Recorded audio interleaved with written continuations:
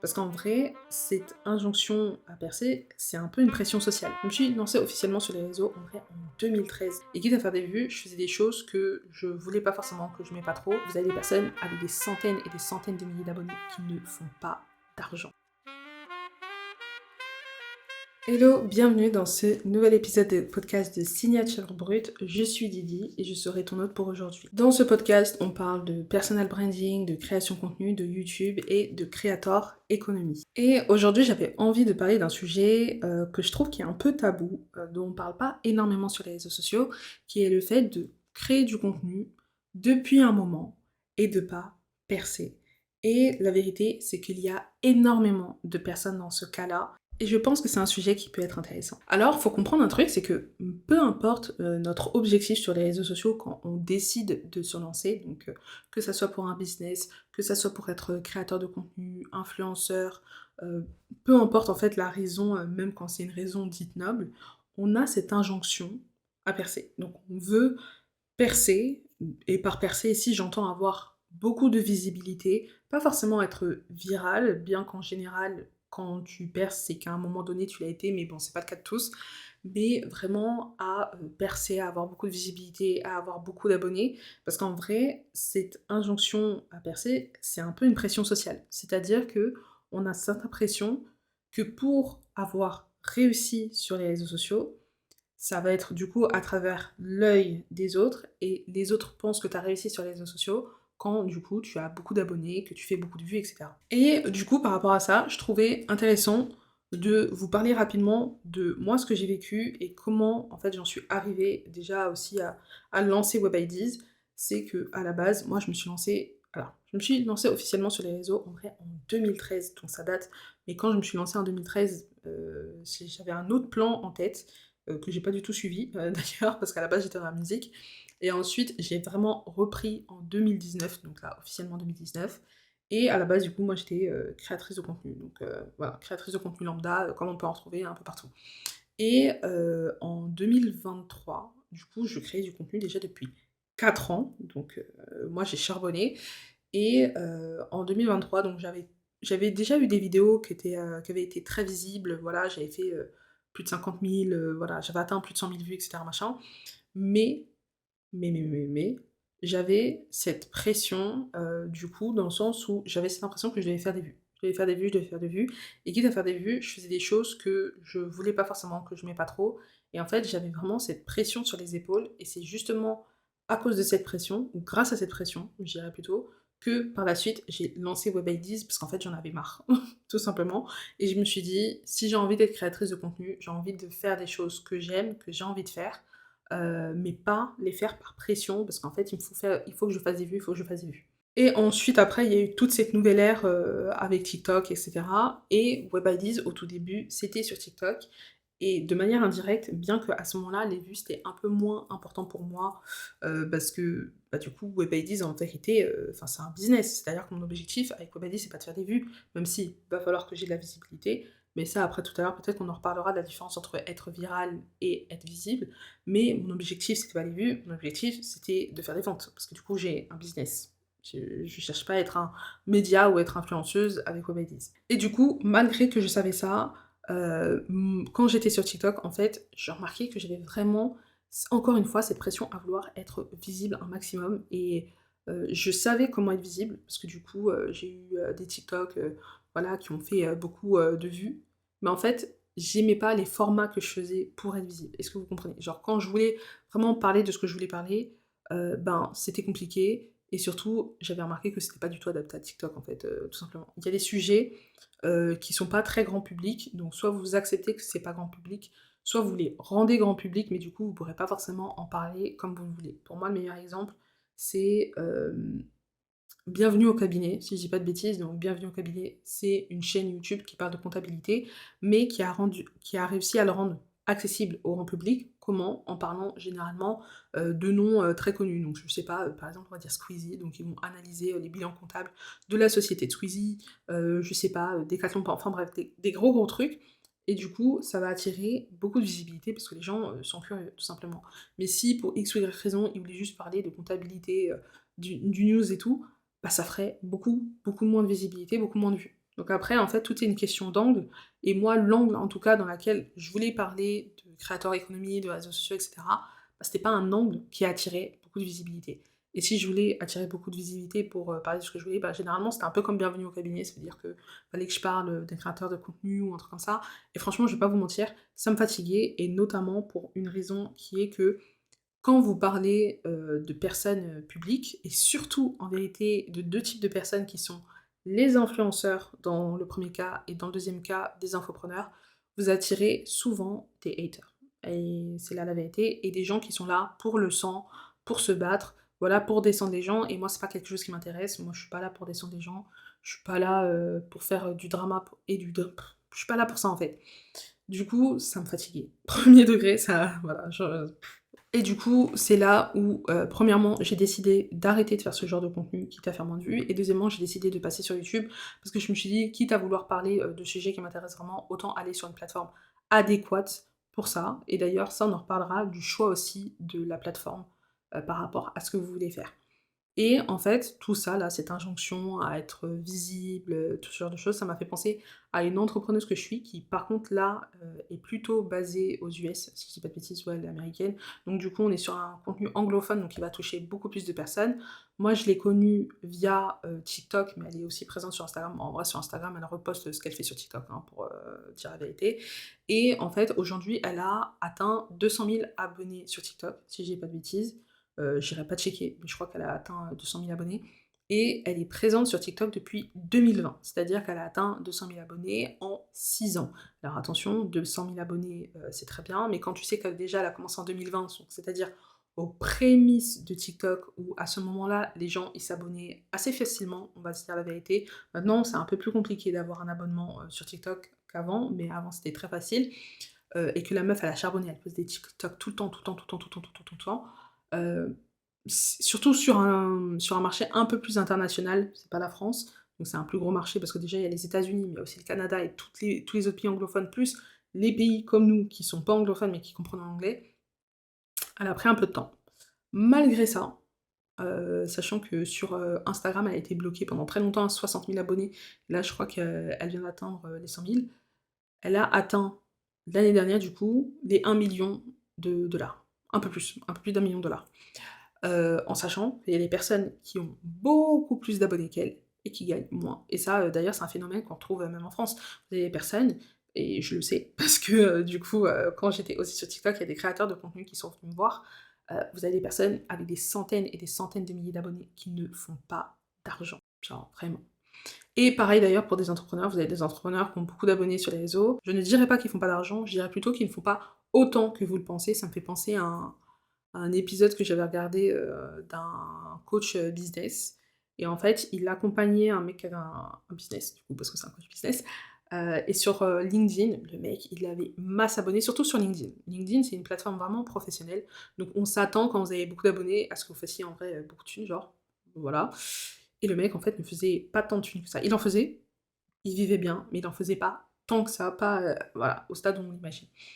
Et du coup, il y a ça en fait aussi qu'il faut prendre en compte, c'est cette injonction à percer, peut-être au final qu'elle nous empêche de voir le vrai, enfin, de voir le vrai objectif qui est souvent derrière quand vous vous lancez. Et d'ailleurs, peu importe, hein, que vous soyez entrepreneur ou que vous soyez influenceur, créateur de contenu, souvent quand vous faites quelque chose, c'est parce que vous voulez en vivre et que vous voulez être libre. Alors qu'après, ça soit libre financièrement, libre géographiquement, peu importe, on s'en fiche.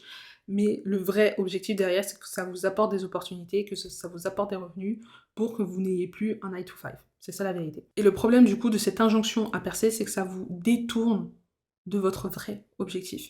Et c'est l'une des raisons pour laquelle moi aussi j'ai arrêté TikTok. C'est parce qu'en fait j'étais tellement focus sur ah putain, mais je crois en fait que là je fais pas assez ou autre, ou peut-être que je devrais faire des trucs comme ça, machin. Ça m'a tellement pris la tête, j'ai fait, vas-y en fait, moi depuis le départ, ma plateforme qui me correspond le mieux en vrai, c'est YouTube. Parce que moi je suis quelqu'un, j'ai besoin de parler longtemps, j'ai besoin de m'exprimer pendant un moment, j'ai besoin de pouvoir mettre à plat, entre guillemets, mes idées, ma façon de penser, ma réflexion, et c'est quelque chose qui n'est pas possible sur TikTok. Alors je dis pas que je vais jamais reprendre TikTok, d'ailleurs je pense même reprendre dans quelques temps, mais là maintenant, je sais que si je dois reprendre, je serai plus à l'aise parce que j'ai une autre plateforme où je peux entièrement et totalement m'exprimer. Alors qu'avant, c'était pas le cas. Donc j'engrangeais en fait beaucoup de frustration. Et donc du coup, on peut se demander si la solution, ben, c'est de bouger de plateforme ou d'arrêter. Alors moi, ici, je dirais plutôt regardez ce qui vous correspond le mieux. Moi, par exemple, j'ai forcé sur Instagram.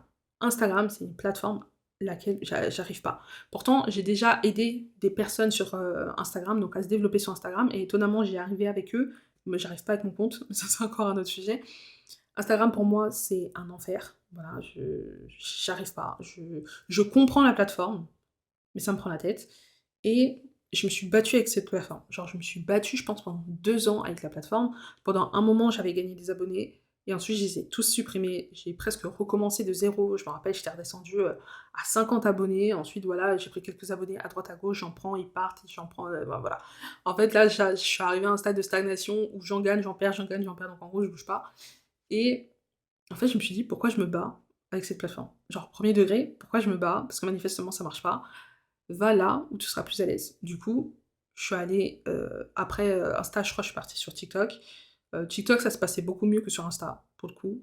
Mais un autre truc que je me suis rendu compte, c'est que je postais pas le même type de contenu. Et ensuite, quand je me suis rendu compte qu'en fait, le problème, c'était pas Instagram ou TikTok, c'était juste que j'étais pas à l'aise en format court et que j'étais mieux en format long, bah, je suis allée sur YouTube, tout simplement. Et depuis que je suis sur YouTube, honnêtement, je me sens beaucoup mieux. Alors, honnêtement, ça prend beaucoup plus de taf, voilà, parce que du coup, il faut que je prenne le temps de préparer mes scripts, de prendre le temps de filmer, de produire. Là, par exemple, ça fait déjà plus de 12-13 minutes que je parle. En soi, en 12-13 minutes, j'aurais pu déjà faire 2-3 TikTok ou 2-3 Reels Instagram, tu vois, on s'en fiche. Mais je pense sincèrement que si notre objectif, pour le coup, c'est de vendre ou autre, il faut aller là où on est le plus à l'aise. Et surtout, il faut pas avoir peur de bouger de plateforme. Il faut pas avoir peur de se dire: «Bah, écoute, là, je pense que c'est pas le bon endroit pour moi, bah, peut-être que je devrais bouger». Par exemple, il y a un réseau social dont on parle quasiment jamais, parce que du coup, on parle toujours de YouTube, TikTok, Instagram, et LinkedIn, mais Twitter, moi, je dis souvent, c'est la première plateforme où j'ai été. Je suis sur, Twitter depuis 2009. Je suis très à l'aise sur Twitter. Et bah, après j'ai commencé à développer une petite communauté, sur Twitter. Tout va bien pour moi sur Twitter. Je pense même, par exemple, que Twitter, c'est pas une plateforme que j'exploite à son maximum. Bah, non, pas du tout même. Mais que si vraiment je voulais m'investir sur Twitter, ça pourrait être trop cool. Bon, je le ferai pas, parce que c'est pas dans mes objectifs, mais je pourrais. Et donc, je pense effectivement qu'il y a beaucoup de personnes qui sont pas sur leur plateforme de cœur, ou en tout cas où ils seraient plus à l'aise, tout simplement parce qu'ils se disent, ben, sur cette plateforme, ce sera plus simple, sur cette plateforme, ce sera plus simple. Je pense notamment à beaucoup de gens qui sont sur LinkedIn. Je pense qu'il y a beaucoup de gens qui sont sur LinkedIn parce qu'ils se disent qu'ils doivent être sur la plateforme, alors que peut-être qu'ils seraient mieux ailleurs. Et d'ailleurs, pour avoir parlé avec beaucoup de créateurs de contenu, et même sans parler à beaucoup en soi, parce que même pas besoin de leur parler, ils le disent eux-mêmes, la majorité des créateurs de contenu veulent être sur YouTube. La majorité des créateurs de contenu veulent être youtubeurs. Et pour moi, ça veut dire quelque chose. Et d'ailleurs, même quand ils veulent pas être youtubeurs, ils veulent être streamers. Donc en gros, dans un cas comme dans l'autre, ils veulent être sur des plateformes longues. Beaucoup ne le font pas, parce qu'ils se disent qu'ils doivent être sur les plateformes courtes. Alors attention, les plateformes courtes, ça a leur intérêt, hein, je critique pas. Mais sur les plateformes courtes, ça va plus vite. On peut faire de la visibilité rapidement. D'ailleurs, on le voit avec le clipping, hein. Le clipping fait que du coup, on peut avoir beaucoup de yeux sur nous très très vite, très rapidement. Il faut trouver la juste balance. Il faut vraiment trouver la balance entre ok, je veux être visible, mais merde, il y a un business en fait à faire tourner. Et ça, c'est un truc que j'ai eu avec beaucoup de créateurs de contenu où je leur ai expliqué ok, là t'as fait des vues, là t'as fait X, là t'as fait Y, mais ton image là actuellement elle fonctionne pas, elle te rapporte pas des opportunités, il faudrait que tu fasses X, Y, Z, X, Y, Z pour que ça te permette d'avoir des marques qui viennent vers toi, X, Y, Z. Voilà. Et c'est pareil du coup pour les entrepreneurs. Si vous n'avez pas une image qui fonctionne pour vous, qui vous attire des opportunités, il y a un truc à faire. Ne cherchez pas à avoir que la visibilité, que à être viral, c'est un problème. Je dirais pas qu'il faut pas avoir de visibilité, non. Et je dirais juste ne cherchez pas à être viral, c'est surtout ça en vrai le point. Il faut comprendre nos forces et nos faiblesses, voilà. Moi ma force c'est clairement que je parle beaucoup et que j'ai beaucoup de choses à dire. Ma faiblesse c'est que je n'arrive pas à condenser tout ça en 30 secondes ou en 1 minute. Bon bah voilà quoi.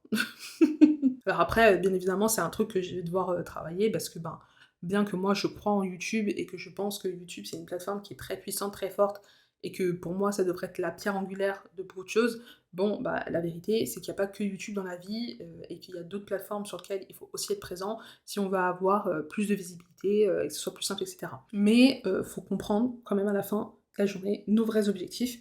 Et notre objectif, c'est pas de devenir les stars de demain. Alors j'imagine qu'il y en a pour qui ça l'est, mais ce n'est clairement pas l'objectif de la très grande majorité des gens, je pense. Et donc à la fin de la journée, si ça fait très longtemps que tu postes sur les réseaux sociaux, si ça fait très longtemps que tu es présente ou présent et que tu as l'impression que les choses bougent pas, la première chose que je peux te dire, c'est franchement arrête pas, tu serais surpris. Moi comme je dis, j'ai fait 4 ans de création de contenu avant de me dire: «Ben, en fait, peut-être qu'il faudrait pas que je sois créatrice, mais juste que j'entreprenne» et je pense sincèrement que c'est le meilleur choix que j'ai fait de ma vie.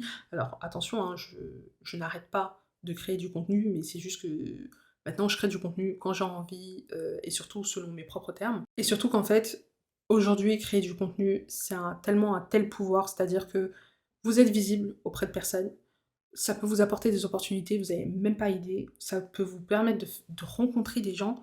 Mais il y a encore, 2 semaines, j'étais en train de boire un café avec un entrepreneur.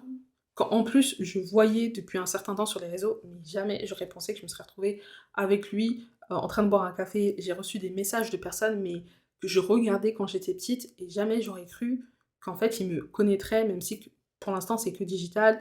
Je me suis fait reconnaître dans des endroits, je me suis fait reconnaître dans les transports, enfin, alors que pour l'instant, je suis encore personne. C'est-à-dire que là, vous tombez sur ce compte, j'ai 300 et quelques abonnés. Sur, mon TikTok, j'ai un peu plus de 3000 abonnés, mais bon après j'ai fait, des vidéos qui ont fait beaucoup de vues. La vie peut être remplie de surprises, honnêtement. Et vous n'avez pas besoin d'énormément d'abonnés, en fait, pour que, votre vie se transforme ou en tout cas, pour, avoir des rencontres qui chamboulent votre vie, littéralement. Hem, que ça soit dans votre vie pro ou dans votre vie perso. Parce que moi après, comme j'ai commencé à créer du contenu, il m'est aussi arrivé des choses dans ma vie perso qui me seraient jamais arrivées si j'avais pas commencé à créer du contenu. Donc moi, en fait, tout simplement, je dirais de pas lâcher et que vous avez plus à y gagner qu'à y perdre. Parce que de toute façon, allez, on part du principe qu'il se passe rien, qu'est-ce que vous perdez? Bah, pas grand-chose en fait, parce que dans tous les cas, créer du contenu, c'était quelque chose que vous aimez et si vous n'aimez pas la création de contenu, c'est quelque chose que vous finirez par lâcher très vite. Donc, si vous avez du mal à créer du contenu, après, n'hésitez pas à vous faire accompagner, n'hésitez pas à vous former. Je sais que c'est quelque chose qui nous effraie un peu en France, voilà, on a peur de se faire arnaquer, X, Y, Z, machin.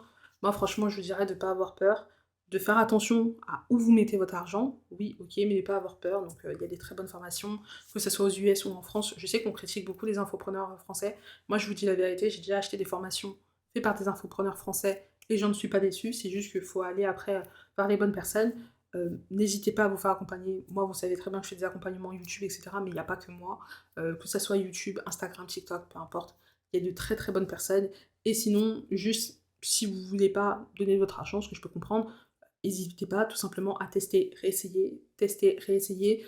C'est aussi en faisant qu'on apprend et trouver aussi tout simplement votre propre méthode. Donc est-ce que vous devez être sur les réseaux? Oui. Si vous êtes déjà sur les réseaux et que ça ne prend pas pour l'instant, n'abandonnez pas, ne lâchez pas. Franchement, je suis consciente à quel point ça peut être compliqué, à quel point ça peut être dur et à quel point parfois on a envie de tout lâcher, de tout abandonner parce qu'on se dit mais purée, ça prend pas, ça marche pas, je sais pas ce que je fais de mal, c'est ah! À quel point, en fait, tout simplement, on a envie d'arrêter, mais moi, je vous conseille sincèrement de ne pas lâcher l'affaire. Ça vaut trop le coup, c'est trop une opportunité aujourd'hui. Avant, on n'avait pas cette chance-là de pouvoir potentiellement, briser un plafond de verre. Aujourd'hui, on peut presque tous, voilà, je dirais pas tous, mais quasiment on peut tous. Et surtout, si tu t'obstines sur une plateforme et que tu as l'impression que ça prend pas, bah, peut-être c'est parce que tu es sur la mauvaise plateforme. Tout comme moi, j'ai dit voilà, Instagram, j'ai persisté et ça prenait pas et j'arrivais pas. Et donc tout simplement, bah, j'ai décidé, bah, pas de lâcher parce qu'en vrai, je suis toujours un peu présente sur Instagram. Bon, pas de fou, je vais pas mentir, mais je suis quand même présente sur Instagram. Mais j'ai décidé de m'investir sur des plateformes qui me ressemblaient plus. Franchement, je vous invite à faire pareil. Moi, la plateforme qui me ressemble le plus aujourd'hui, c'est YouTube. Peut-être que toi, ce sera en streaming ou ben, ce sera peut-être Instagram, qui sait. Voilà. On se retrouve le mois prochain pour un nouvel épisode de podcast. D'ailleurs, si vous voulez que ce podcast soit hebdomadaire, n'hésitez pas à le dire en commentaire parce que pour l'instant, c'est que mensuel, donc un épisode par mois. On se retrouve bientôt pour une nouvelle vidéo.